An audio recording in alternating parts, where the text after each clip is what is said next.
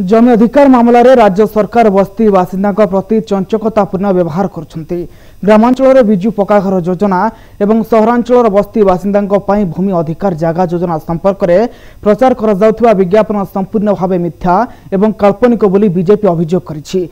एने एक सांबादिक सम्मेलन अभियोग आनी राज्य बीजेपी 2014 रु 2018 मसीहा मध्य विजु पक्काघर योजन 17 लाख कच्चा घर को पक्का घर में परिणत कर विज्ञापन में राज्य सरकार दाबी को नहीं प्रश्न उठाई दल।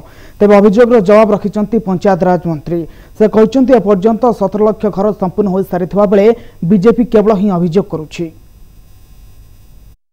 विधानसभा प्रश्न करा जायथिला जो प्रश्न रे सरकार उत्तर रखिथिले मोट 3,02,333 गृह निर्माण करा जायछि।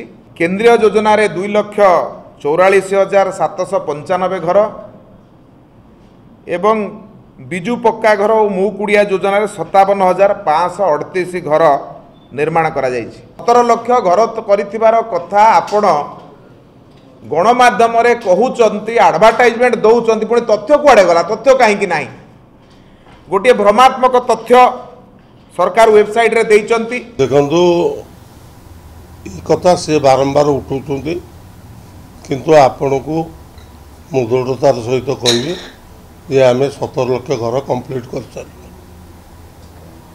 तेणु सी एक आज उठे ना एक पूर्वर उठे से कौन सत्यता नहीं। गूगल मारतु कि वेबसाइट जातु देखु घर हो।